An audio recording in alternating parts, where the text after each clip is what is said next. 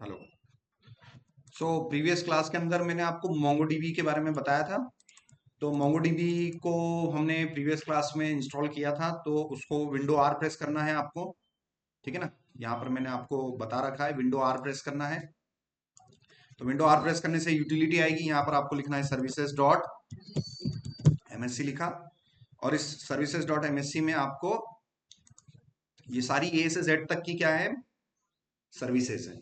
इसमें से हमें ढूंढना है कौन सी सर्विस, मोंगोडीबी की। तो जो रियल डाटाबेस होता है वो हमारे सिस्टम में कैसे चलता है, एज अ बैकग्राउंड सर्विस चलता है। तो जो बैकग्राउंड सर्विसेज हैं, मल्टीपल बैकग्राउंड सर्विसेज हमारे पास है। इसमें से हमारे लिए इंपॉर्टेंट कौन सी है, मोंगोडीबी की सर्विस है। और आपको ये ध्यान रखना है कि मोंगोडीबी की सर्विस, अगर आपको मोंगोडीबी डाटाबेस पे लोकली काम करना है तो मोंगोडीबी आपकी मशीन में इंस्टॉल होना चाहिए। और सबसे इंपॉर्टेंट बात, उसकी जो सर्विस है वो वो रनिंग होनी चाहिए। दिख रहा है ना सभी को? ये देखो यहाँ पर रनिंग लिखा हुआ है। ठीक है ना, लिखा हुआ है ना रनिंग। तो ये बैकग्राउंड सर्विस हमारी चल रही है। अब यहां से मैं कंपास ओपन कर लू। कंपास, मोंगोडीबी कंपास, ये हमारा सॉफ्टवेयर है। ठीक है। तो मेरा डेटाबेस चल रहा है, मैंने मोंगोडीबी कंपास ओपन किया। और यहां से आप W3C स्कूल्स पे चले जाओ। ठीक है ना। यहाँ पर आपको मिल जाएगा काय का ट्यूटोरियल, मोंगोडीबी का ट्यूटोरियल मिल जाएगा। ठीक है ना। मोंगोडीबी का ट्यूटोरियल ओपन कर लो। मोंगोडीबी के ट्यूटोरियल पर एसक्यूएल लैंग्वेज का, मोंगोडीबी डाटाबेस पर एसक्यूएल लैंग्वेज काम नहीं करेगी, क्योंकि ये मोंगोडीबी किस टाइप का डेटाबेस है, नो सीक्वल। नो सीक्वल का मतलब भैया इस पे एसक्यूएल लैंग्वेज काम नहीं करेगी। ठीक है ना। तो इसमें जितना भी आपने कुछ सीखा है, वो ये जितना भी मैंने आपको एसक्यूएल के अंदर सिखाया है, इसका जीरो, कुछ भी 1% भी इधर यूज में नहीं आता। इसका टोटली सिस्टम अलग है। समझ में आ रहा है? यहाँ पर हमने मोंगोडीबी कंपास को ओपन किया। ठीक है ना। यहाँ से हमने ये कनेक्शन स्ट्रिंग से आप कनेक्ट कर सकते हैं, ये मैंने कनेक्ट किया, ये कनेक्ट हो गया। बाय डिफॉल्ट हमारे पास कुछ डेटाबेस हैं। और हम आज का डेटाबेस जनवरी 15 2026 का डेटाबेस बनाएंगे। डेली वही प्रोसीजर है, डाटाबेस बनाएंगे, उसके अंदर टेबल बनाएंगे, उसके अंदर कुछ रिकॉर्ड्स डालेंगे। तो मोंगोडीबी में डाटाबेस बनाएंगे, डाटाबेस के अंदर टेबल को बोलते हैं कलेक्शन। क्या बोलते हैं? कलेक्शन बोलते हैं। और तो यहाँ पर मैंने डाटाबेस बनाऊंगा। और सारा काम मैं गुई की बजाय किस में करना पसंद करूंगा, शेल में, क्योंकि मैंने आपको बता रखा है अच्छा सॉफ्टवेयर इंजीनियर बनना है तो गुई को अवॉइड करो। ये जैसे क्रिएट डाटाबेस में ये मैंने किया और ये मुझसे पूछ लिया इसने, और जैसे ही मैं यहाँ पर क्रिएट डाटाबेस पे क्लिक करूंगा तो इंटरनली ये बना देगा। तो इसमें आप वो रियल चीजें नहीं सीख पाओगे जिसमें लो लेवल पे जाके क्रिएट होती है। जैसे आपको मैंने पीएचपी में एडमिन भी सिखाया और मैक्सिमम एसक्यूएल मैंने आपको शेल टर्मिनल पे सिखाया, और मैंने बोला था कि भाई शेल टर्मिनल पे सीखोगे तो आपको ज्यादा डाटाबेस की समझ होगी। इसलिए ये जितना भी गुई वाला काम है ये हम नहीं करेंगे, हम टोटल काम किससे करेंगे, इस शेल से। इस शेल को बोलते हैं मोंगोश, है ना, मोंगोश।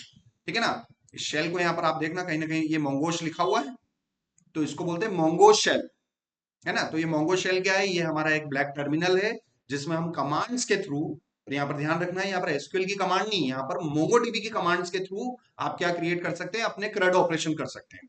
ठीक है ना। यहाँ पर ये रहा, यहाँ पर आप जाओ मोंगोडीबी में, डाटाबेस क्रिएट करना है तो मोंगोश में जाना है और हम अपना फर्स्ट डाटाबेस बनाएंगे। तो डाटाबेस बनाने के लिए सबसे पहले आप यहाँ पर यूज कमांड का यूज करेंगे। अब सीक्वल में क्या होता है, यूज डाटाबेस के अंदर जाने के लिए होता है, मगर यहाँ पर डाटाबेस क्रिएट करने के लिए होता है।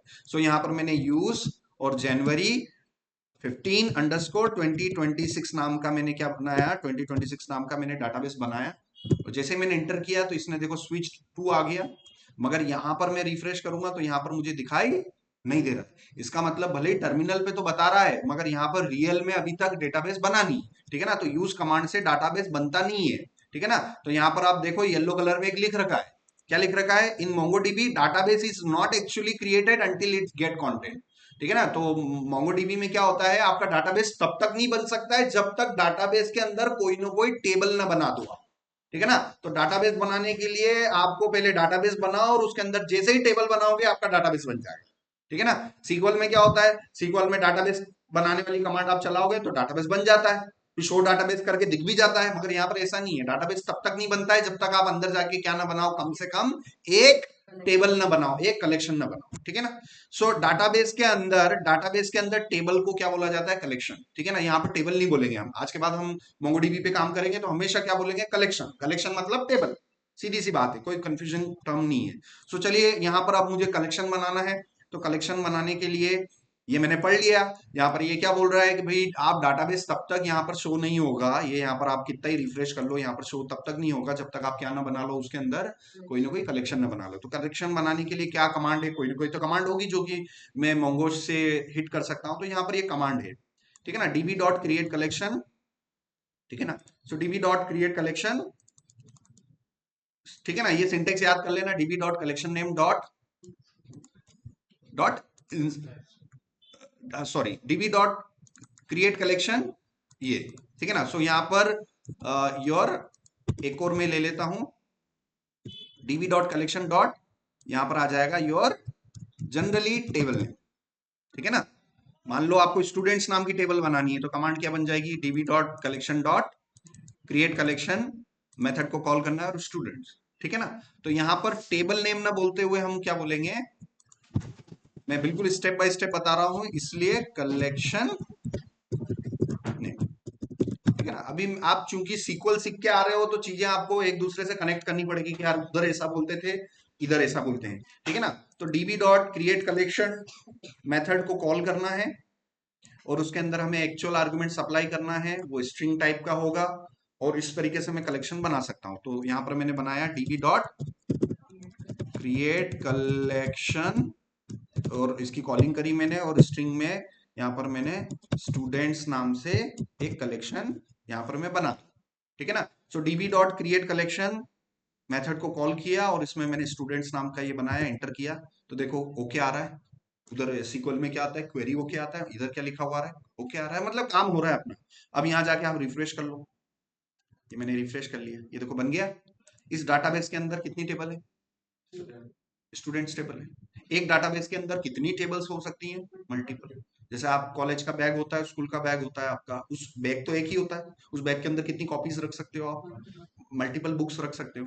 सो यहाँ पर उसी तरीके से हमारे पास एक डेटाबेस के अंदर हमारे पास एक कलेक्शन है, मतलब एक टेबल है, एक कलेक्शन है, और इस कलेक्शन के अंदर में अब हम डालेंगे हमारे रिकॉर्ड्स, और इन रिकॉर्ड्स को बोलते हैं डॉक्यूमेंट, ठीक है ना। सो यहाँ पर आप देखेंगे, ठीक है ना, यहाँ पर आप देखेंगे कि माई सीक्वल के अंदर डाटाबेस, टेबल और डेटा होता है। माई सीक्वल में डाटाबेस के अंदर क्या होता है, टेबल होता है, और टेबल के अंदर क्या होता है, डेटा होता है। इसी डेटा को हम क्या बोलते हैं, रिकॉर्ड्स भी बोलते हैं, इसी डेटा को हम एंट्रीज भी बोलते हैं। मगर मोंगोडीबी में अगर काम कर रहे हो तो थोड़े थोड़े नाम चेंज हो गए, चीजें वही है बट नाम चेंज हो गया। तो डाटाबेस के अंदर क्या होगा, मोंगोडीबी के अंदर कलेक्शन, और कलेक्शन के अंदर जो डाटा होता है, जो रिकॉर्ड होता है, जो एंट्रीज होती है, उसको हम डाटा रिकॉर्ड एंट्री नहीं बोलते हैं, उसको हम क्या बोलते हैं, डॉक्यूमेंट, ठीक है ना। मैंने सिंगल एंट्री करी तो मैं क्या बोलूंगा, मैंने सिंगल डॉक्यूमेंट इंसर्ट कर दिया। सो यहाँ पर हम अपना डाटा को इंसर्ट करेंगे, ठीक है ना, और वो भी हमारे टर्मिनल से। ये मोंगोस शेल पर हम गए, देखो मोंगोस शेल मैंने यहाँ पर किया, और यहाँ पर हम अब डाटा को स्टोर करने के लिए यहाँ पर हम आएंगे, ये इंसर्ट, बेसिकली चार ही ऑपरेशन करने होते हैं, CRUD करड, है ना। सीक्वल में भी करड करना होता है, मोंगोडीबी में भी करड करना होता है, दोनों का काम डाटा को स्टोर करने का होता है, और दोनों डाटाबेस का एक ही ऑब्जेक्टिव है, डाटा को स्टोर करना परमानेंटली, बट दोनों का आर्किटेक्चर टोटली डिफरेंट है, ठीक है ना। सो माई सीक्वल का आर्किटेक्चर अलग है, मोंगोडीबी का आर्किटेक्चर अलग है। मोंगोडीबी में डाटा अलग ही तरीके से स्टोर होता है। मोंगोडीबी में डाटा है ना एक जेसॉन, स्पेशल जेसॉन फॉर्मेट में स्टोर होता है, ठीक है ना। सो आपको जावास्क्रिप्ट का एक ऑब्जेक्ट होता है, इस ऑब्जेक्ट को बेसिकली जेसॉन ऑब्जेक्ट बोला जाता है, ठीक है ना। आप यहां पर चले जाओ W3C स्कूल्स पर, आपकी सेक्शन में चले जाओ जावास्क्रिप्ट, और जावास्क्रिप्ट में मिलेगा आपको क्या, जावास्क्रिप्ट का ऑब्जेक्ट, और ऑब्जेक्ट की पहचान होती है करली ब्रेसेस से, ठीक है ना सर। किससे होती है पहचान, करली ब्रेसेस से होती है। यहां पर यही करली ब्रेसेस जो होता है वो आपको यहां पर इसको जेएस ऑब्जेक्ट बोलते हैं, इसी जेएस ऑब्जेक्ट को आप जेसन भी बोलते हैं, जेसन ऑब्जेक्ट भी बोलते हैं, ठीक है ना। तो स्पेशल ये जो ऑब्जेक्ट होता है इसमें एक फॉर्मेट चलता है P:\V का, कॉमा P:\V, कॉमा P:\V, भाई ये फॉर्मेट देख लो, type colon Fiat model colon 500 colour colon white, ये कौन सा पैटर्न चल रहा है sir? P colon V P colon V P colon V. जितनी इंफॉर्मेशन डालनी है किस फॉर्मेट में डालोगे? पी कॉलन वी के फॉर्मेट में डालोगे। This is actually a JavaScript object and it is also called a JSON object, ठीक है ना। बट इसी जेसन ऑब्जेक्ट को हम यहाँ पर डॉक्यूमेंट के टर्म में जो हम डालते हैं उसको हम बाइनरी जेसॉन बोलते हैं, ठीक है ना, बाइनरी जेसॉन। तो यहां से हम जब डाटाबेस में स्टोर करवाएंगे, हमारे कलेक्शन में हम स्टोर करवाएंगे, तो हमारे पास कुछ मेथड्स अवेलेबल है। हमारे पास दो मेथड्स अवेलेबल है, एक तो इंसर्ट मेथड है, एक इंसर्ट वन मेथड है, ठीक है ना। सो चलिए मुझे कुछ स्टूडेंट्स के नाम स्टोर करने हैं, तो डीबी डॉट, यहाँ पर आप फॉर्मेट चेक करेंगे, यहाँ पर आप फॉर्मेट चेक करेंगे, insert one dB dot collection name dot insert one, और उसके अंदर हमें क्या पास करना पड़ेगा? बीसॉन, बीसॉन पास करना पड़ेगा, ठीक है ना, बाइनरी जेसॉन पास करना पड़ेगा। या फिर आप यहाँ पर इस बाइनरी जेसॉन को आप एक ऑब्जेक्ट ले लो, और ऑब्जेक्ट के अंदर फॉर्मूला क्या होता है भाई? P colon V comma P colon V comma, यही होता है। तो इस इंसर्ट वन के अंदर राउंड ब्रैकेट के अंदर क्या पास करना है हमें? एक ऑब्जेक्ट। ऑब्जेक्ट के अंदर क्या होता है? कर्ली ब्रेसेस के अंदर क्या होता है? पी कॉलन वी होता है। तो सर यही चीज मुझे यहाँ पर करनी है। DB dot collection name, collection name मेरा क्या है? स्टूडेंट्स डॉट इंसर्ट वन, और ये इसकी कॉलिंग, इसके अंदर ये ऑब्जेक्ट, इसके अंदर ये ऑब्जेक्ट, फॉन्ट साइज अगर कभी बढ़ा सकूं तो ठीक है, ये ऑब्जेक्ट, और इस ऑब्जेक्ट के अंदर मैंने यहाँ पर ले लिया नेम कॉलन, ठीक है, नेम कॉलन। फॉर एग्जाम्पल यहाँ पर मैंने ले लिया सुनील, ठीक है ना, और ये मैंने किया। तो इस राउंड ब्रैकेट के अंदर देखना, इस राउंड ब्रैकेट के अंदर, इस राउंड ब्रैकेट के अंदर मैंने क्या ले रखा है? db dot students dot insert one, और मैंने की का नेम क्या ले रखा है?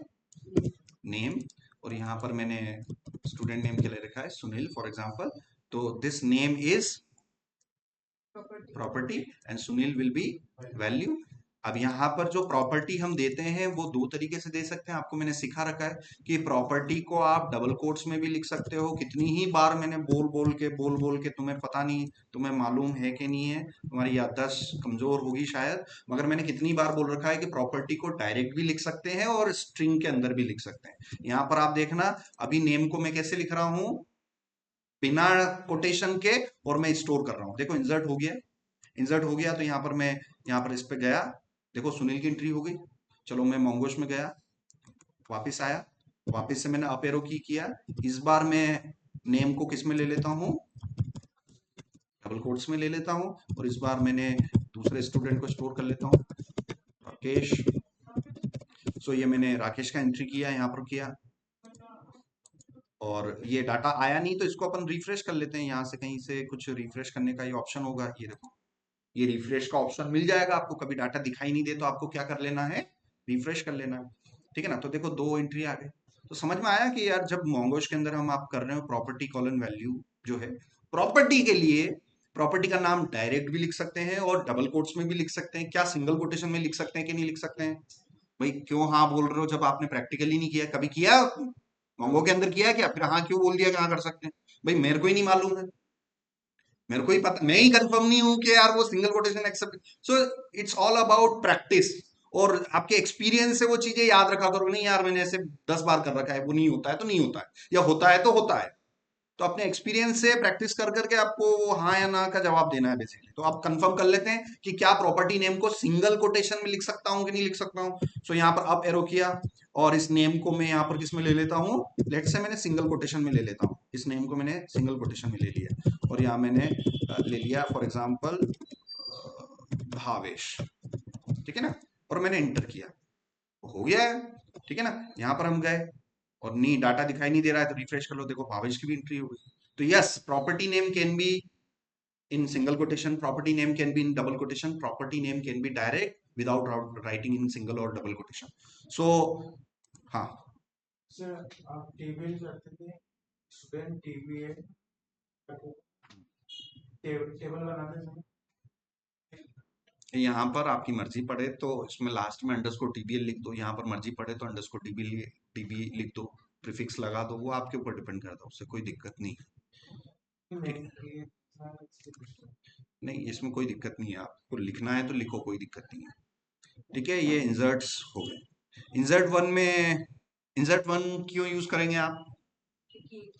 अगर आपको एक डॉक्यूमेंट डालना है सर, सिर्फ एक ही डॉक्यूमेंट डालना है, तो आप कौन सी मेथड यूज करोगे? Insert one. आपको सर एक ही बार में आपको 10-15 लोगों की एंट्री डालनी है, तो आप इंसर्ट वन यूज नहीं कर सकते, क्योंकि इंसर्ट वन किसके लिए बना हुआ है? एक डॉक्यूमेंट स्टोर करनी। मुझे एक स्टूडेंट की डिटेल डालनी है, तो मैं किसका यूज करूंगा, कौन सी मेथड का यूज करूंगा? Insert one. भाई नाम से ही काम समझ में आ रहा है, इंसर्ट वन, वन मतलब एक। अगर आपको एक स्टूडेंट की एंट्री डालनी है, तो इसमें दो मेथड दे रखी है इन्होंने।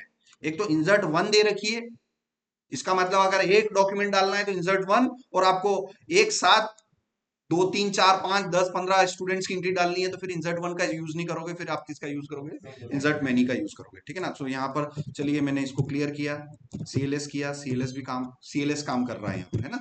तो जैसे अगर बहुत सारी कमांड्स कुछ आ जाए, नीचे तक पहुंच जाए, और आपको ये मोंगोज को क्लियर करना है, तो यहाँ पर सीएलएस कमांड काम कर रही है। ठीक है ना? यहाँ पर क्लियर कमांड काम नहीं करती है ना? कंट्रोल एल काम करेगा। तो CLS या फिर कंट्रोल एल, दोनों ही आप मेरे को स्क्रीनशॉट में बताना। I can clear the console with the help of CLS, I can clear the console with the help of control L, है ना? कंट्रोल की और एल प्रेस करोगे, एल फॉर क्लियर लॉग्स। ठीक है ना? ये देखो, ये है। अब मैं अपने लैपटॉप पे कंट्रोल की प्रेस कर रखी है और एल, एल फॉर लॉयन। ठीक है ना? तो जैसे ही मैंने ये किया, तो मेरा कंसोल क्या हो गया? क्लियर हो गया। तो आपको ये प्रैक्टिस में होना चाहिए। चलो अब मुझे एक साथ 2 3 स्टूडेंट्स की एंट्री डालनी है, तो मैं किस मेथड का यूज करूंगा? Insert menu. तो इंसर्ट मेन्यू में db dot collection name dot insert menu. So db dot, what is the collection name? Student. Students dot insert many is a function, and I will supply. तो insert many का जो यहाँ पर है, insert many के अंदर यहाँ पर अरे ऑफ ऑब्जेक्ट्स अप्लाई करना पड़ेगा। ठीक है ना? अरे ऑफ ऑब्जेक्ट्स। यहाँ पर आप क्या पास कर रहे थे? एक ऑब्जेक्ट। ठीक है ना? तो उसके लिए मैंने आपको समझा रखा था कि भाई अगर अगर करली ब्रेसेस है तो उसको क्या बोलते हो आप? तो ये इंसर्ट वन में आपने क्या पास किया था? ऑब्जेक्ट। अब इंसर्ट मेनी में आपको क्या पास करना होता है? अरे ऑफ ऑब्जेक्ट, अरे ऑफ ऑब्जेक्ट। तो स्क्वायर ब्रैकेट को अरे बोलते हैं, और स्क्वायर ब्रैकेट के अंदर करली ब्रेसेस आ जाए तो उसे अरे ऑफ ऑब्जेक्ट्स बोलते हैं। सो यहाँ पर मैंने अरे ऑफ ऑब्जेक्ट्स अप्लाई करना है। सो यहाँ पर ये मैंने अरे लिया, यहाँ पर मैंने पहला ऑब्जेक्ट लिया, यहाँ पर मैंने नेम कॉलन, यहाँ पर मैंने विकास ले लिया, और फिर मैंने दूसरा ऑब्जेक्ट लिया, फिर मैंने नेम कॉलन विवेक ले लिया। ठीक है? तो मैंने एक साथ मैं 2 स्टूडेंट की एंट्री करना चाहता हूं, एक साथ दो डॉक्यूमेंट की मैं एंट्री करना चाहता हूं। That's why I am using insert menu. So in the insert menu function, I will supply which kind of argument? Actual arguments, array of objects. ठीक है ना? तो ये आपको पता होना चाहिए कि सर ये जो राउंड ब्रैकेट है ना, सर ये जो राउंड ब्रैकेट है ना, ये राउंड ब्रैकेट दिखाई दे रहा है आपको? ठीक है ना? उसके अंदर हमें क्या सप्लाई करना होगा? अरे ऑफ ऑब्जेक्ट। तो आप केयरफुली देखो, इसके अंदर मैंने राउंड ब्रैकेट के अंदर ये सप्लाई कर रखा है, तो ये मेरा अरे ऑफ ऑब्जेक्ट्स है। और ये देखो, एक ही बार में उसने कितने ऑब्जेक्ट स्टोर कर दिए? मेरे 2 स्टोर कर दिए। यहाँ पर आप जाइए, एक बार रिफ्रेश कीजिए, तो ये देखो विकास विवेक भी आ गया। ठीक है ना? तो समझ में आया? तो मैं डाटाबेस पर बेसिकली 4 ऑपरेशन होते हैं: क्रिएट, रीड, अपडेट, डिलीट। ठीक है ना? जिसमें से मैंने आपको क्रिएट करना बता दिया है 2 तरीके से, सिंगल डॉक्यूमेंट डालना या एक साथ मल्टीपल डॉक्यूमेंट्स डालना, दोनों के मैंने तरीके बता दिए हैं। तो ये आपको आना चाहिए। एटलीस्ट आपकी ट्रेनिंग फिनिश होगी तो आपको मोंगोडीबी का यूं आपसे पूछ ले कि मोंगोडीबी का एक्सपीरियंस है, तो yes we know the basic understanding, we know the method associated with. ठीक है ना? तो भले ही हम जस्ट डायल वाला पूरा प्रोजेक्ट हम सीक्वल में अचीव कर रहे हैं, बट सेम प्रोजेक्ट अगर मान लो कंपनी के अंदर आपको मोंगोडीबी के अंदर आ जाए, तो आपको इतनी समझ होनी चाहिए कि यार डेटा पर करड कैसे करते हैं, मोंगोडीबी पर करड कैसे करते हैं, इतनी समझ हमें होनी चाहिए। ठीक है? सो ये हो गया। अब यहाँ पर बेसिकली हमें करना क्या है? 4 ऑपरेशन करने हैं आज। ठीक है ना? तो क्रिएट ऑपरेशन मैंने आज कर दिया है। क्रिएट ऑपरेशन के लिए मैंने क्या यूज किया? db dot collection name dot insert one, and here I will supply an object. करली ब्रेसेस जहां पे भी दिख जाए तुरंत बोल देना उसको ऑब्जेक्ट। और डीबी डॉट, दूसरा तरीका क्या है, सिंटेक्स याद करो बोल बोल के, collection name dot insert many, many का एम कैपिटल, इंसर्ट स्मॉल में, तो ये केस हो गया केमल केस, ठीक है ना। सो ये केमल केस कहलाता है, ठीक है ना, ये नेमिंग कन्वेंशन में केमल केस कहलाता है ना। फर्स्ट वर्ड अगर स्मॉल में हो और सेकंड वर्ड का पहला लेटर कैपिटल हो तो ये कन्वेंशन कौन सा कन्वेंशन कहलाता है, केमल केस, ठीक है ना। सो नेमिंग कन्वेंशन, ठीक है ना, नेमिंग कन्वेंशन पर हम गए। सो नेमिंग कन्वेंशन यहाँ पर आप देखना, बहुत सारे नेमिंग कन्वेंशन होते हैं, अलग अलग टाइप के नेमिंग कन्वेंशन होते हैं।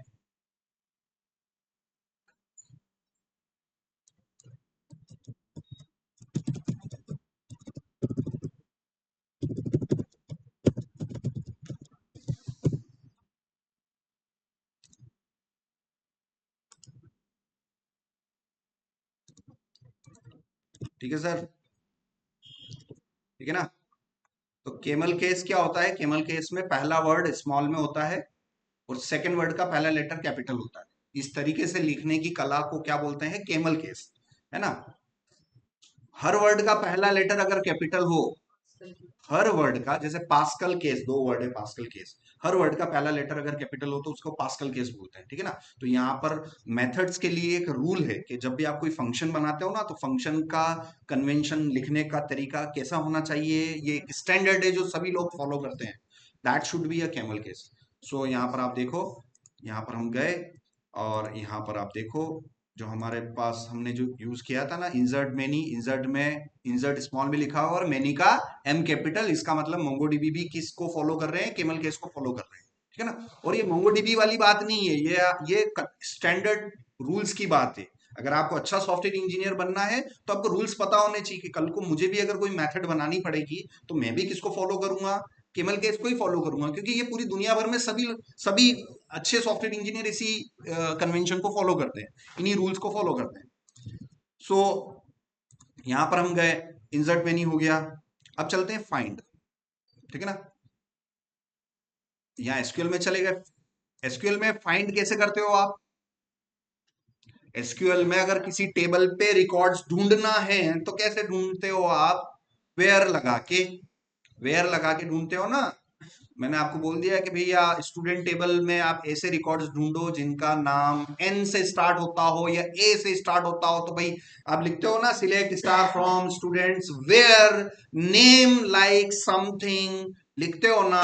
तो वो कंडीशंस आप कैसे बताते हो इसके अंदर, वेयर से बताते हैं। मोंगोडीबी में वो कंडीशंस बताने के लिए हमारे पास फाइंड मेथड होती है और इस फाइंड मेथड के अंदर हम एडिशनल क्वेरी डेटा सप्लाई कर सकते हैं, वेयर जैसे कुछ पैरामीटर्स हम सप्लाई कर सकते हैं हमारे डेटा को फिल्टर करने के लिए। तो हमारे इसमें डेटा हम देख लेते हैं हमारे पास क्या क्या है।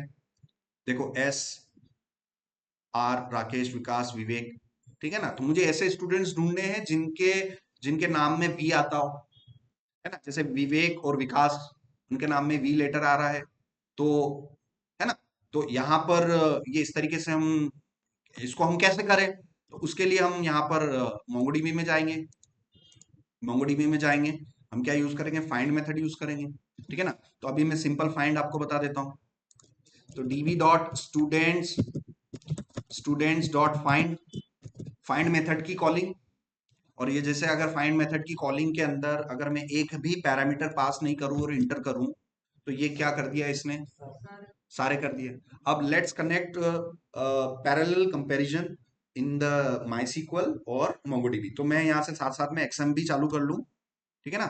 सीखने का ये तरीका है कि दोनों को साथ साथ प्रैक्टिस करो यार, उधर ऐसा होता है इधर ऐसा होता है, ये उसका ये इक्विवेलेंट इधर ये है, तो मैं एक्सएम चालू कर लूं, कोई दिक्कत है किसी को कि पैरेलल में हम माई सीक्वल भी चालू कर ले। सेम चीजें मैं किसके अंदर स्टार्ट कर देता हूं, माई सीक्वल के अंदर, है ना।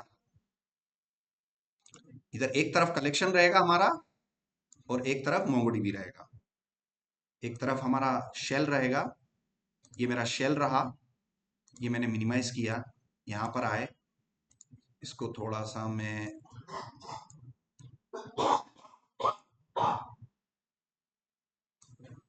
ठीक है ना, MySQL dash u root dash P,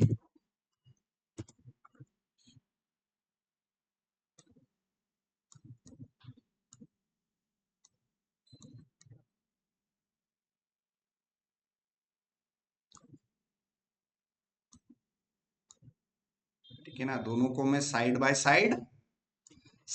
side दोनों को अरेंज कर रहा हूं ताकि हम सीक्वल की भी साथ साथ प्रैक्टिस हो जाए और नो सीक्वल की भी प्रैक्टिस हो जाए। यार इधर ऐसा करते हैं, इधर ऐसा करते हैं, तो थोड़ा सा आप इन चीजों को कंपेयर कर करके कर। इधर भी मेरे पास शेल है और इधर भी शेल है, इधर भी काला वाला टर्मिनल है, इधर भी काला वाला टर्मिनल है। So both have shells. इधर मोंगोडीबी वाले शेल को हम क्या बोलते हैं, मोंगोश, और इधर शेल बोलते हैं, सिंपल सा।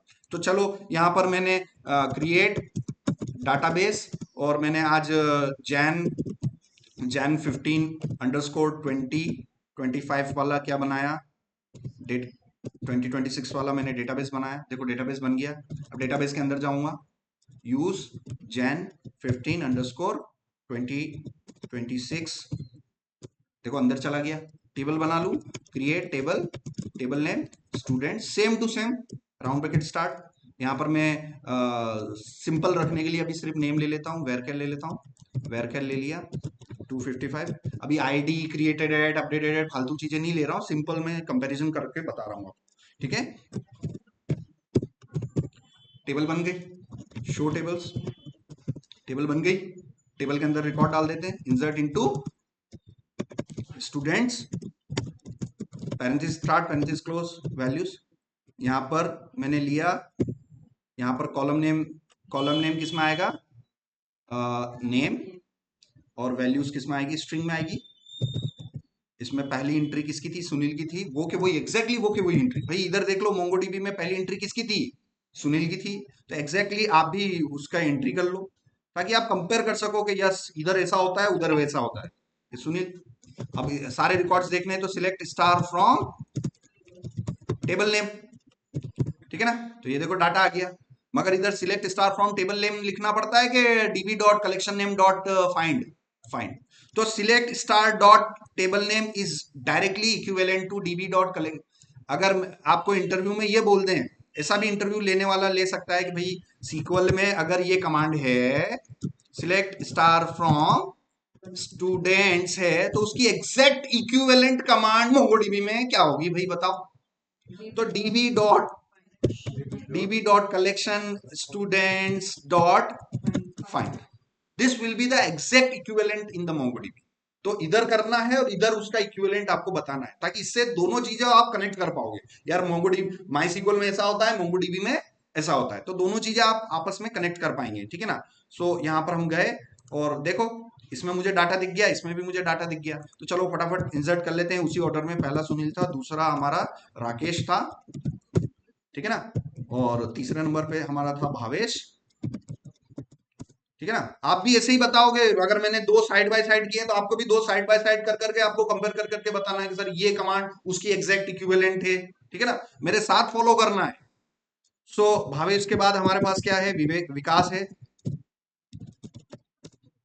देखो विकास की भी एंट्री कर दी मैंने, और विकास के बाद हमारे पास है विवेक, विवेक, विवेक, ठीक है ना, और मैंने एंटर कर दी। अब मैंने क्लियर काम नहीं कर रहा है, सीएलएस काम नहीं कर रहा है, इधर इधर कुछ काम नहीं कर रहा है। यूज मैं बाहर निकल गया गलती से, 15/2026 में वापस उसके अंदर जा रहा हूँ। सिलेक्ट स्टार फ्रॉम स्टूडेंट्स, ठीक है ना। तो देखो सारी एंट्री आ गई, सुनील, राकेश, भावेश, विकास एंड विवेक, सबकी एंट्री आ गई।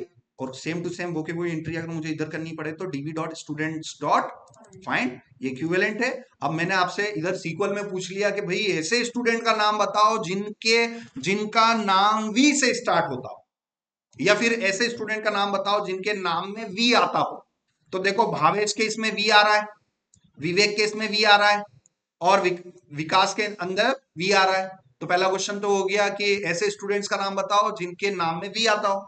तो दूसरा क्वेश्चन क्या हो सकता है, ऐसे स्टूडेंट्स का नाम बताओ जिनका नाम वी से स्टार्ट होता हो। तो वी से स्टार्ट होने वाले दो ही हैं, कौन, विवेक और विकास। मगर अगर क्वेश्चन को थोड़ा सा उल्टा कर दिया जाए, भैया ऐसे स्टूडेंट्स का नाम बताओ जिनके नाम के अंदर कहीं पे भी स्टार्टिंग में, लास्ट में, बीच में कहीं पे भी क्या आता हो, वी आता हो, तो दोनों क्वेश्चन अलग अलग हो गए कि नहीं हो गए। तो ठीक है, यहां पर हम सीक्वल के अंदर उसको कैसे अचीव करते हैं, पहले इधर सीक्वल पे प्रैक्टिस और रिवीजन कर लेंगे और सेम टू सेम उसको हम किधर अचीव करके देखेंगे, मोंगोडीबी के अंदर, है ना। जस्ट कंपैरिजन, कि यार इधर ऐसा करते हैं, इधर ऐसा करते हैं। तो ऐसे आप इंटरव्यू की भी तैयारी करोगे ना, तो इस तरीके से तैयारी करके जाना, आपको अच्छी तरीके से क्लियर होगा। मेरा खुद का इंटरव्यू, इसलिए मैं आपको इस तरीके से कराऊँ। मेरा पढ़ाने का उद्देश्य यही है कि यार तुमको पढ़ा के भी मेरा भी थोड़ा रिवीजन हो जाएगा। ठीक है। सो हाँ,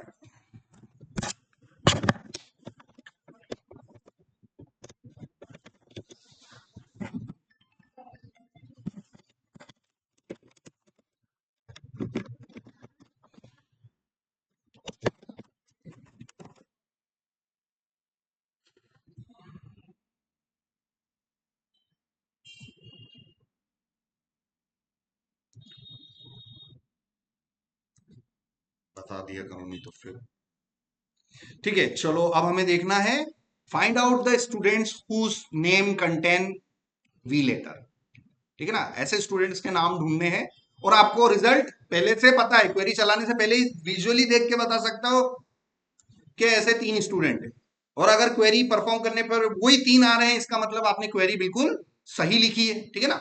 तो इसके अंदर आप कैसे करोगे, इसके अंदर आपको अपना मास्टर सिंटेक्स पता होना चाहिए।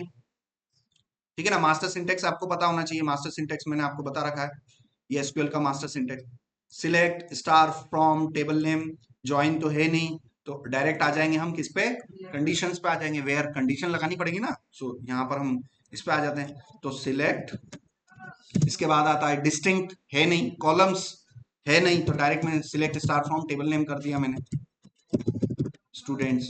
ज्वाइंस है नहीं, तो ज्वाइन के बाद आ जाएगा क्या, हमारा कंडीशन आ जाएगा, where where where some condition. So where some condition में यहाँ पर हम किसका यूज करेंगे, हम यहाँ पर वाइल्ड कार्ड का यूज करेंगे। तो where column name like some operator, where column name like some operator. So column name is where name like some operator, और ऑपरेटर इन द स्ट्रिंग। और यहाँ पर ऑपरेटर हम परसेंटेज यूज करेंगे, represent 0 और मोर कैरेक्टर। तो परसेंट परसेंट और बीच में मैंने लिख दिया वी। इसका मतलब जो वी लेटर है स्टार्टिंग में आए तो भी ले लेना है, लास्ट में आए तो भी ले लेना है, बीच में कहीं आए तो भी ले लेना है। इसका मतलब ये हो गया। तो अब आप देखो, भावेश, विकास और विवेक तीनों आ गए। मगर इसी क्वेरी को मैं अगर थोड़ा सा ये परसेंट स्टार्टिंग वाला हटा दूं, वी परसेंट कर दूं, तो इसका क्या मतलब हो गया, स्टार्टिंग में वी होना चाहिए, बाद में कुछ भी हो। ठीक है ना। जैसे इंटर किया तो देखो विकास और विवेक दे दिया उसने। ठीक है ना। तो इस तरीके से आप ये पता कर सकते हो, क्वेरी को आपने यहां पर वेयर कंडीशन लगाई, तो यही वेयर कंडीशन यहां पर आके आपकी क्या बन जाएगी, यही वेयर कंडीशन आपकी यहां पर आ जाए बन जाएगी। सिलेक्ट स्टार फ्रॉम, तो ये हो गया। अब यहां पर वेयर कंडीशन आपके लिए, आपको अब क्वेरी करना है ना, तो इधर आप क्वेरी के लिए वेयर लगाते हो, मगर इधर हम क्या लगाया, इधर हम वेयर थोड़ी लगाएंगे। इधर कॉलिंग करते समय हम कुछ पैरामीटर्स पास करेंगे। मोंगोज में हम गए, फाइंड फाइंड हमने किया, और यहां पर हम ये ले लेंगे, जैसे यहां पर हमने ये ले लिया, फाइंड लाइक कॉलम नेम, जिस कॉलम को फाइंड करना है, और उसके हम कुछ ऑपरेटर्स हम ले सकते हैं। ठीक है ना। सो इस फाइंड मेथड के 2 पैरामीटर्स हैं, फाइंड मेथड के 2 पैरामीटर्स हैं।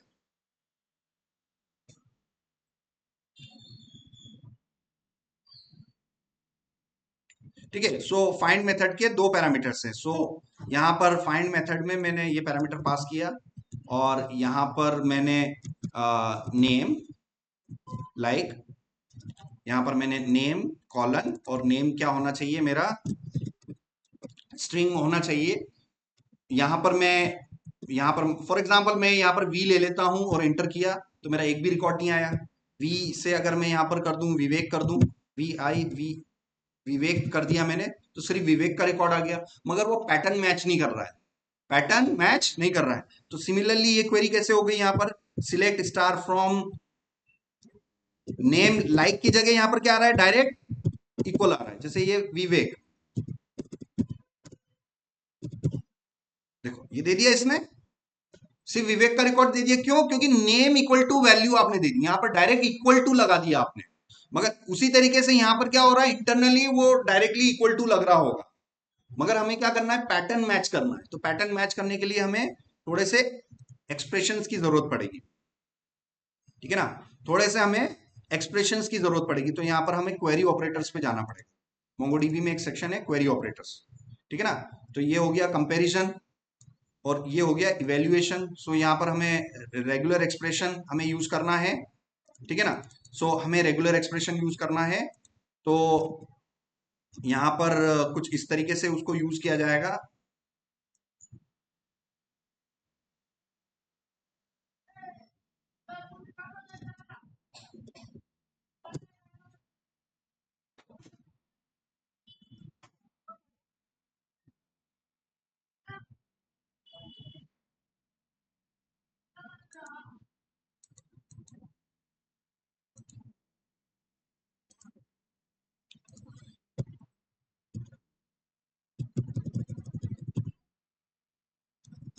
इस ऑब्जेक्ट का पैटर्न हम देख लेते हैं, जैसे चैट मैंने ओपन किया और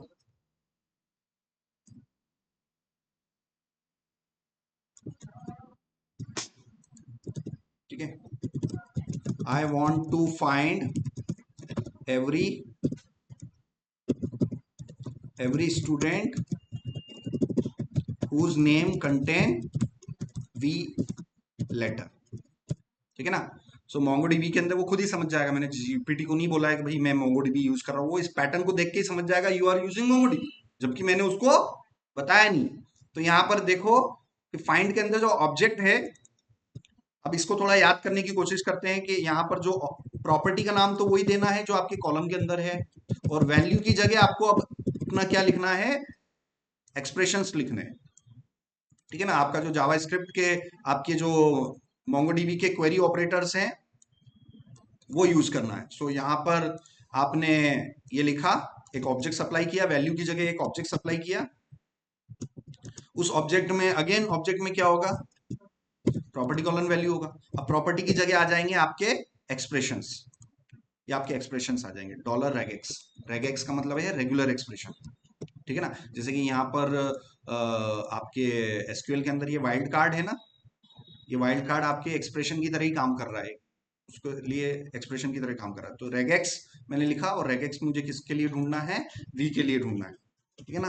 रेगुलर एक्सप्रेशन मुझे लगाना है कि ऐसे नाम जिनके लेटर में क्या आता हो, वी आता हो, और इसका ये पहला प्रॉपर्टी कॉलन वैल्यू कॉमा दूसरा प्रॉपर्टी कॉलन वैल्यू, ठीक है ना। तो ये दूसरा जो ऑप्शन है ये मैं अभी नहीं लिख रहा हूँ और इंटर कर रहा हूँ। तो देखो उसने क्या किया, उसने ये किया कि ऐसे लेटर्स उसने रिटर्न किए जिनमें क्या आता हो, स्मॉल वी आता हो, ठीक है ना। तो भावेश में देखो स्मॉल वी आ रहा है, और विवेक में ये पहले वी से डाटा नहीं ला रहा है, ये थर्ड वाले वी से डाटा ला रहा है, ठीक है ना। तो ये हो गया केस सेंसिटिव, ठीक है ना। अब इसी में मैं यहां पर लिख देता हूं, इसी क्वेरी में आप देखना, अगर स्मॉल वी की जगह मैं अगर कैपिटल वी कर दूं तो अब क्या होगा, भावेश नहीं आएगा। देखो भावेश नहीं आया, इस बात से क्या प्रूफ हो रहा है कि दिस पैटर्न रेगेक्स वी अगर हम लिखेंगे तो वो केस सेंसिटिव है, मतलब जैसा दिया है एग्जैक्टली वे वो ही पैटर्न ढूंढेगा। अगर कैपिटल वी दिया है तो कैपिटल वी ही ढूंढेगा, ठीक है ना। मगर आपको चाहिए कि यार केस इनसेंसिटिव, केस इनसेंसिटिव मतलब अगर आप स्मॉल स्मॉल अगर आपने दिया है और डाटाबेस में स्मॉल है तब भी उठा लो, डाटाबेस में अगर कैपिटल वी है तब भी उठा लो, तो इस पैटर्न को बोलते हैं केस इनसेंसिटिव, ठीक है ना। तो केस से कोई लेना देना नहीं, अगर मैंने वी बोला है चाहे डेटाबेस में कैपिटल हो वी तो भी उठा लो, स्मॉल वी हो तो भी उठा लो, इस पैटर्न को क्या बोलते हैं, केस इनसेंसिटिव। और इनसेंसिटिव की स्पेलिंग कैसे स्टार्ट होती है, आई से, केस इनसेंसिटिव। तो ये आई वाला जो ऑप्शन है ये इसी बात का है कि आपको इनसेंसिटिव चाहिए, तो कुल मिला के वो वाइल्ड वाइल्ड कार्ड वाला काम हो जाएगा।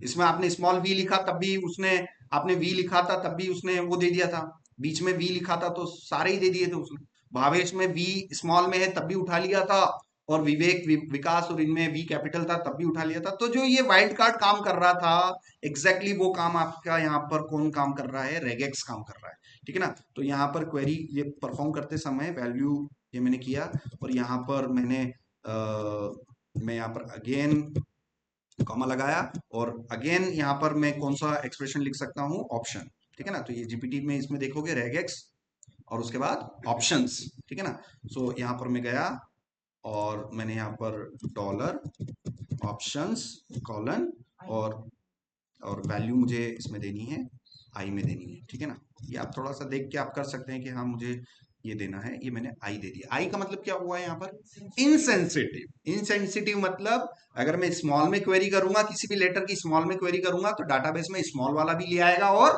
कैपिटल वाला भी ले आएगा, ठीक है ना। इस बात का ये मतलब है। इसको प्रैक्टिकल करके देखते हैं, चलो, ठीक है ना। तो वी लेटर में यहाँ पर स्मॉल दे रहा हूं और मैंने आई लगा दिया, तो डाटाबेस में जिन जिन स्टूडेंट के नाम में वी लेटर आता हो, चाहे वो स्मॉल लेटर में हो चाहे कैपिटल लेटर में हो, अगर वी आ रहा है तो हमें डाटा रिटर्न हो जाएगा। तो देखो, भावेश भी आ गया, विकास भी आ गया एंड विवेक भी आ गया, तीनों के नाम में वी आ रहा है ना। उससे कोई फर्क नहीं पड़ रहा है कि वी स्मॉल में है कि कैपिटल में। क्यों? क्योंकि ऑप्शंस में मैंने क्या दे रखा है यहाँ पर, आई। केस इंसेंसिटिव, यही केस इंसेंसिटिव आपने स्ट्रापी जब मैंने सिखा रखा था, जो नए बच्चे हैं वो नहीं जानते हैं, मगर पुराने बच्चे आप जानते हैं। आप स्ट्रापी के अंदर भी हमने कुछ रिसर्च कर रखी थी, स्ट्रापी के अंदर भी हमने एपीआई पे काम किया था। तो मैं आपको बताऊं, स्ट्रापी के अंदर आप जब फिल्टर करते थे, फिल्टर करते समय आप कंटेंसी, कंटेंसी की स्पेलिंग में लास्ट में आई था, कंटेंस और कंटेंसी आई, कंटेंस आई, इस आई का क्या मतलब था, इनसेंसिटिव। छोटा हो तो भी ले आओ, बड़ा हो तो भी ले आओ, इसका मतलब आई का मतलब ये है। समझ में आया?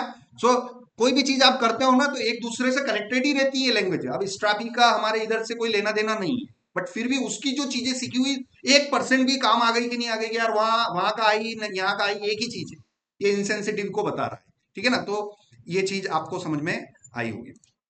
चलो अब कुछ ऐसी चीज देख लेते हैं जो शायद मैंने कल नहीं पढ़ाई है। इसमें आप देखेंगे कि इस फाइंड मेथड के दो आर्गुमेंट्स होते हैं। आप प्रैक्टिकल करते जाओ, प्रैक्टिस करते जाओ, आपको सब समझ में आएगा। सो ये dB dot collection, collection name dot find and the first argument, actual argument first comma actual argument second, ठीक है ना। कॉलिंग करते समय जो होता है वो हम क्या बोलते हैं, उसको एक्चुअल आर्गुमेंट्स बोलते हैं। फिर से मैं कॉपी पेस्ट किया, पहला एक्चुअल आर्गुमेंट किस टाइप का है, एक ऑब्जेक्ट है, और दूसरा एक्चुअल आर्गुमेंट किस टाइप का है, वो भी एक ऑब्जेक्ट है। मगर ये वाला जो ऑब्जेक्ट है, दिस इज एन ऑप्शनल।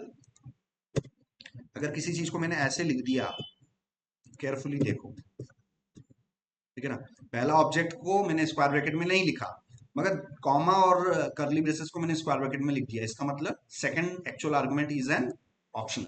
लिखो तो भी ठीक है, नहीं लिखे तो भी कोई दिक्कत नहीं, मगर फर्स्ट तो मैंडेटरी है। अगर नहीं लिखोगे तो क्वेरी नहीं चल पाएगी। और आई थिंक फर्स्ट भी ऑप्शनल है, फर्स्ट भी ऑप्शनल है कि नहीं। पहली क्वेरी मैंने फाइंड, ये जो चलाई फाइंड में मैंने कुछ भी नहीं लिख रहा हूं तो भी चल गई थी कि नहीं चल गई थी, चल गई थी ना। तो मतलब इसमें एक्चुअल आर्गुमेंट देना ऑप्शनल है, फर्स्ट भी ऑप्शनल है, सेकंड भी ऑप्शनल है, कुछ नहीं भी दोगे तब भी फाइंड क्वेरी चल जाएगी, ठीक है ना। तो यहाँ पर आपने ये सारी चीजें देखी, ठीक है ना। सो यहाँ पर मैं टीवी डॉट, यहाँ से मैं पहले क्लियर कर लेता हूँ, सीएलएस कर लेता हूँ, सीएलएस किया मैंने, ठीक है ना। TB dot students dot find method की कॉलिंग, और इसके अंदर कुछ भी पास नहीं कर रहा हूं मैं, तो एक्चुअल आर्गुमेंट क्या हो जाएंगे, ऑप्शनल। मतलब नहीं दोगे तो भी आपको रिटर्न तो मिल ही रहा है, क्वेरी फेल नहीं हो रही है, चल रही है। So every data is optional. So यहाँ पर ये भी ऑप्शनल है, ये भी ऑप्शनल है, ठीक है ना। ये भी एक्चुअल आर्गुमेंट ऑप्शनल है। अब इस सेकंड ऑप्शनल आर्गुमेंट को हम प्रोजेक्शन बोलते हैं, ठीक है ना। अब ये प्रोजेक्शन क्या होता है धीरे धीरे देखते हैं। Both find method accept a second parameter called projection, ठीक है ना। तो ये सेकंड पैरामीटर जो है ना, जो आप पास करोगे उसको हम प्रोजेक्शन बोलते हैं। अब इस प्रोजेक्शन का क्या मतलब है वो हम देखते हैं। This parameter is an object, मतलब ये जो सेकंड पैरामीटर ये एक ऑब्जेक्ट है, ऑब्जेक्ट मतलब करली ब्रेसेस। तो second parameter is an object that describe which field to include in the result, ठीक है ना। तो आपके पास यहां पर मान लीजिए आपके पास, आपके पास जो रिजल्ट आ रहा है ना उसमें दो फील्ड आ रही है, एक तो आईडी भी आ रहा है और नेम भी आ रहा है। मगर मान लो आपके पास ऐसी 10 फील्ड हो, first name, last name, address, phone number, father's name, mother's name, ये वो, उस जेसन ऑब्जेक्ट में आपके पास 15-20 एक फील्ड है, मगर आपको सिर्फ एक फील्ड चाहिए उसका नाम। तो उसमें आप क्या कर सकते हो, आप ये प्रोजेक्शन पैरामीटर लगा सकते हो, ठीक है ना। तो इस प्रोजेक्शन पैरामीटर से आप उन इंफॉर्मेशन को फिल्टर करके शो करवा सकते हो। This parameter is optional, if omitted all fields will be included in the result.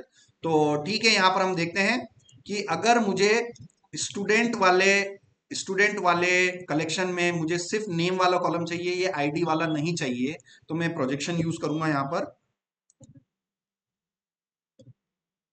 ठीक है ना, यहां पर वो कंडीशन भी लगा सकते हैं। ठीक है ना, तो पहला तो मैंने ये पास कर दिया, पहला पैरामीटर मैंने ये पास कर दिया एम्प्टी ऑब्जेक्ट, जिससे मुझे सारे मिल जाएंगे। और दूसरा पैरामीटर मेरा क्या कहलाएगा, प्रोजेक्शन। ठीक है ना, प्रोजेक्शन। अब प्रोजेक्शन में मुझे क्या चाहिए, only I want only name field, I only want name field, I don't want underscore ID field. मुझे रिजल्ट में ये अंडरस्कोर आईडी फील्ड नहीं चाहिए। तो आप सेकंड पैरामीटर प्रोजेक्शन फील्ड आप लेंगे, और यहां पर आप उस फील्ड का नाम लिखोगे। तो यहां पर मैं फील्ड का नाम लिख लेता हूं, जो फील्ड मुझे चाहिए, मुझे सिर्फ नेम चाहिए और नेम चाहिए, और यहां पर नेम कॉलन 1 लिखना पड़ेगा। ठीक है ना, नेम कॉलन 1 लिखा मैंने, तो जैसे इंटर किया आईडी फील्ड तब भी आ रहा है। तो अब उसके लिए मैं यहाँ पर आईडी फील्ड आ रहा है। So notice that the underscore ID field is also included, the field is always included unless specify. तो अगर आपको आईडी फील्ड नहीं चाहिए तो आपको 0 लिखना पड़ेगा। सो यहाँ पर आप देखना,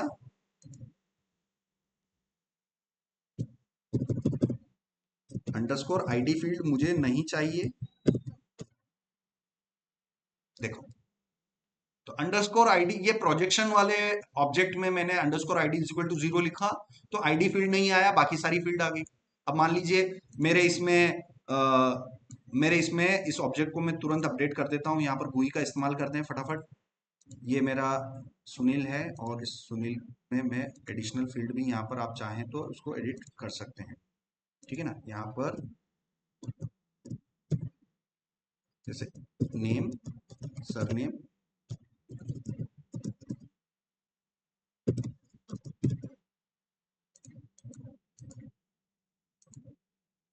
ठीक है, यहाँ से भी आप एडिट करना सीख जाओ थोड़ा सा, GUI से भी, है ना।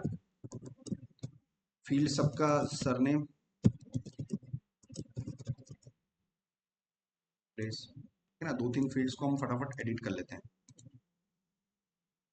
कॉमा लगाया, ठीक है ना, क्योंकि property colon value comma, property colon value comma, comma comma comma last में लगाना ही है अपने। सो फील्ड के नेम सब में ये लिया मैंने।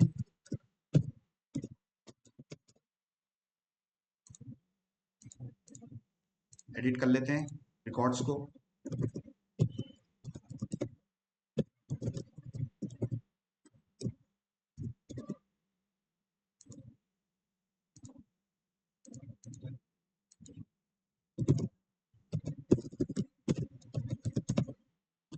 के फील्ड के नेम, ठीक है, रिप्लेस मैंने किया। यहाँ पर आए मोगोश के अंदर, फिर से मैंने db dot students dot find मैंने कर लिया, इंटर किया। देखो सबके सरनेम सारे हैं। अब मुझे रिजल्ट में सिर्फ सरनेम चाहिए, सिर्फ सरनेम चाहिए। आईडी जो दिखाई दे रहा है सबका आईडी मुझे नहीं चाहिए, सबका नेम दिखाई दे रहा है वो मुझे नहीं चाहिए, सिर्फ सरनेम सरनेम मेरे रिजल्ट में दिखे। तो उसके लिए आपको क्या करना पड़ेगा, फाइंड का जो फाइंड मेथड में 2 पैरामीटर पास होते हैं। पहला पैरामीटर क्वेरी क्वेरी ऑब्जेक्ट, दूसरा पैरामीटर प्रोजेक्शन ऑब्जेक्ट। ठीक है ना, तो मैं लिख देता हूं, नहीं तो फिर आप भूलते रहोगे। db dot collection name dot find, इसके अंदर सबसे पहले आपका क्या आता है, क्वेरी ऑब्जेक्ट आता है, कॉमा प्रोजेक्शन प्रोजेक्शन ऑब्जेक्ट। ऐसे याद कर लो, query object comma projection object, both will be an object. ऐसे लिख लिख के याद कर लो, query object will be a JavaScript object, projection object will be a JavaScript object. ठीक है ना, ऐसे ऐसे याद कर लो। ठीक है ना, सो अब यहाँ पर प्रोजेक्शन ऑब्जेक्ट में मुझे सबसे पहली चीज तो क्या नहीं चाहिए, मुझे वो आईडी फील्ड नहीं चाहिए, तो अंडरस्कोर आईडी कॉलन 0, इसके लिए तो मुझे 0 देना पड़ेगा। अब आप देखो आईडी वाला फील्ड नहीं आया, मगर मुझे सिर्फ क्या चाहिए था, सरनेम वाला। नेम भी नहीं चाहिए, तो नेम वाला फील्ड के लिए भी आप क्या करोगे, तो यहाँ पर हम उसको कर करके देखेंगे। तो ये आईडी वाला फील्ड हो गया, कॉमा लगाया। अब मुझे क्या नहीं चाहिए, नेम नहीं चाहिए, तो यहाँ पर नेम नहीं चाहिए, तो यहाँ पर 0 लगा के देखते हैं। ये हो गया, ठीक है ना, ये हो गया। नेम कॉलन जीरो किया। जीरो मतलब कंप्यूटर वर्ल्ड में, कंप्यूटर्स की दुनिया में जीरो का मतलब क्या होता है? कंप्यूटर की दुनिया में, कंप्यूटर की वर्ल्ड में कंप्यूटर एक ही लैंग्वेज को समझता है भाई, जीरो और वन। कंप्यूटर जो है वो जीरो और वन ही समझता है। जीरो का मतलब होता है भाई फॉल्स या फिर नो। वन का मतलब होता है ट्रू या फिर यस। तो अगर आपने यहां पर लिख दिया आईडी जीरो, मतलब आईडी नहीं चाहिए, आईडी नो, नेम नो। समझ में आ गया ना? जीरो का मतलब ये नहीं चाहिए हमें, इसीलिए उसने दिया नहीं।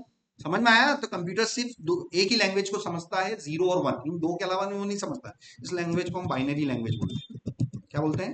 बाइनरी। थोड़ा बहुत पता होना चाहिए भाई, इंटरव्यू में आप बता पाओ कि computers only understand zeros and ones. Zeros means false and ones means true. ठीक है ना? तो ये मैंने आपको प्रोजेक्शन पैरामीटर ये मैंने आपको बता दिया है, ये कल मैंने नहीं बताया था। अब इसमें हमारे पास दो मेथड है यहाँ पर, एक फाइंड वन मेथड भी है। To select only one document you can use find one method. अगर आपको एक ही डॉक्यूमेंट गेट करना है तो आप क्या कर सकते हो? फाइंड वन मेथड यूज कर सकते हो। अब फाइंड वन का इक्विवेलेंट क्या हो जाएगा? फाइंड वन तो किसका है? मोंगोडीबी का है भाई। फाइंड वन जो है वो मोंगोडीबी का है, उसी का इक्विवेलेंट माइस्क्ल में क्वेरी क्या हो जाएगी?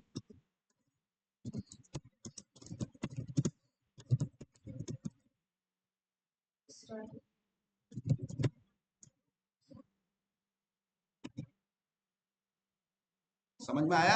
ये जो लिमिट वन लगाते हो ना, इसमें आप सीक्वल के अंदर फोर्सफुली क्या बोलते हैं? भैया मेरे को एक ही रिजल्ट चाहिए। लिमिट वन का क्या मतलब हो गया? एक ही रिजल्ट चाहिए। और उसी इक्विवेलेंट का यहाँ पर इन्होंने क्या बना रखा है? फाइंड। तो just comparison side by side के भी सीक्वल के अंदर ये होता है, इसके अंदर ये होता है। अब यहाँ पर आप देखना, सिलेक्ट स्टार फ्रॉम स्टूडेंट्स, और मैंने लगा दिया लास्ट में लिमिट वन। अब ये मुझे कितने रिजल्ट देगा रिटर्न में? सिर्फ एक ही देगा, क्योंकि आपने वो लगा रखा है। और सेम टू सेम मेरे को अगर इधर इसमें करना है तो मैं क्या करूंगा?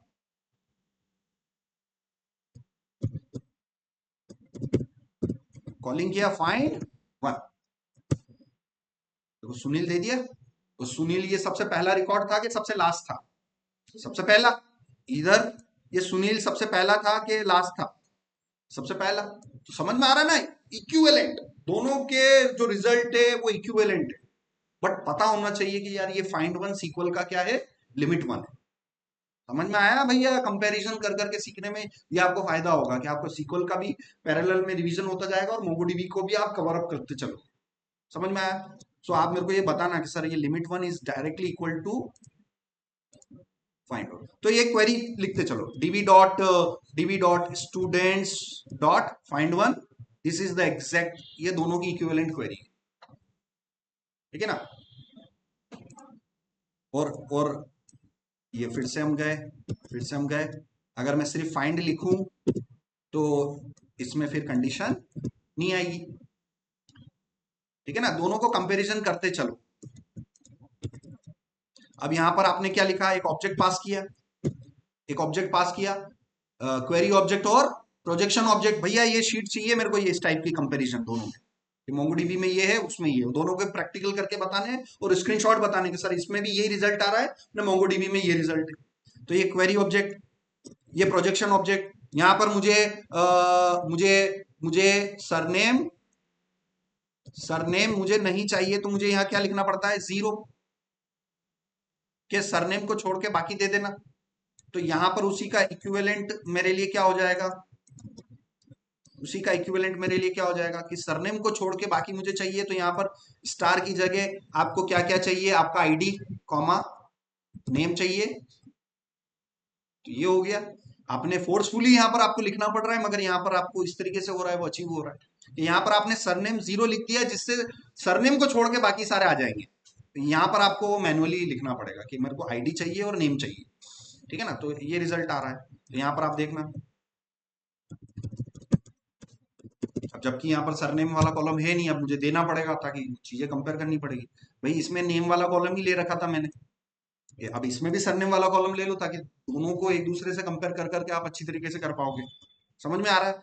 तो ऐसे आपको पैरेलल कंपैरिजन के स्क्रीनशॉट देने हैं मेरे को कि सर सीक्वल में ये ऐसा होता है, ये इसमें ऐसा होता है। और इसको जीपीटी से मत करवाओ भैया, अपना दिमाग लगाओ, आप अपना एक्सपीरियंस कलेक्ट करो ना कि यार मैंने ये चीजें कर रखी, ये मोंगोडीबी में कैसे क्या होगी। ठीक है, तो फाइंड वन हो गया।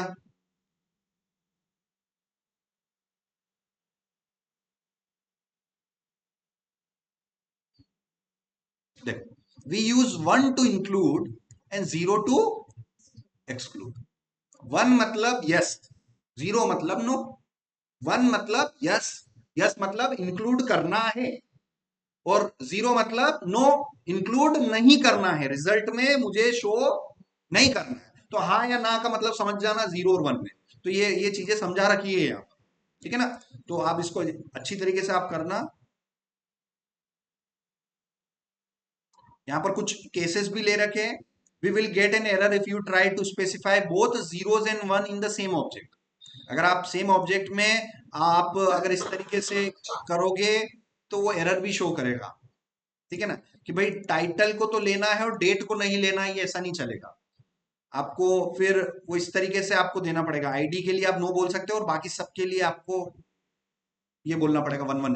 तो टाइटल के लिए अगर वन बोला है तो डेट के लिए भी वन बोलना पड़ेगा, दूसरी फील्ड के लिए भी वन वन बोलना पड़ेगा। ऐसा नहीं होगा कि आपने नेम के लिए वन बोल दिया और सरनेम के लिए जीरो बोल दिया, ये नहीं चलेगा। तो आप प्रैक्टिकल करके देखो, जो चीजें बोल रहा है ना इनको प्रैक्टिकली 2 मिनट लग रहे हैं भैया पढ़ने में, समझने में, और उसको प्रैक्टिकल करो। इसने क्या बोला कि आप एट ए टाइम जीरो और वन दोनों को नहीं ले सकते, ठीक है ना? तो कैसे, मतलब अब करके देख लेते हैं, ठीक है ना? तो मैंने बोल दिया भाई नेम को तो लेना है और सरनेम को सरनेम को नहीं लेना है, तो ऐसे नहीं चलेगा। एक फील्ड को ये एरर दे दी इसने, दे दी ना इसने, कि नेम को तो बोल दिया लेना है, रिजल्ट में शो करना है, और सरनेम के लिए बोल दिया नहीं लेना है, ऐसा नहीं चलेगा। तो आपने यहाँ पर ये देखो एरर दे दिया इसने, और ये कि यही एरर इन्होंने W3C वालों ने रेड में शो कर रखी है। तो ये ऐसे नहीं कर सकते हो कि एक फील्ड को सेम ऑब्जेक्ट के अंदर एक फील्ड को आप जीरो बोल रहे हो, दूसरी फील्ड को वन बोल रहे हो। हाँ, सिर्फ वो ये आईडी वाली सिचुएशन थोड़ी अलग है, ये एक्सेप्शन है। आईडी वाले के लिए कर सकते हैं, मगर उसके अलावा जो फील्ड है उसमें आप या तो दोनों को वन बोलो या दोनों को जीरो बोलो, ठीक है ना? तो यहाँ पर मैंने बोल दिया, मैंने इसमें बोल दिया कि भाई नेम भी नहीं चाहिए और सरनेम भी नहीं चाहिए और आईडी भी नहीं चाहिए। तो देखो सारे एम्प्टी ऑब्जेक्ट दे दिए, क्योंकि आईडी के लिए आपने क्या बोला, जीरो, आईडी नहीं चाहिए, नेम भी नहीं चाहिए, सरनेम भी नहीं चाहिए, तो उसने सारे ऑब्जेक्ट दे दिए खाली, एम्प्टी ऑब्जेक्ट दे दिए। अब आप ये बोल सकते हो, आप यूं नहीं बोल सकते हो कि भाई नेम तो नहीं चाहिए, नेम तो नहीं चाहिए मगर सरनेम चाहिए। ऐसा सेम ऑब्जेक्ट में एक को जीरो बोल दे, दूसरी फील्ड को वन बोल दे, ऐसा आप नहीं कर सकते हो, मोंगोडीबी एरर दे देगा। ये दे दिया इसने, और यही चीज इन्होंने यहाँ पर इस रेड में बता रखी है। मेरे को 2 सेकंड लगे पढ़ने में, समझने में और प्रैक्टिकल करने में। समझ में आया? तो आप इन चीजों को प्रैक्टिकल कर करके आपको देखना है।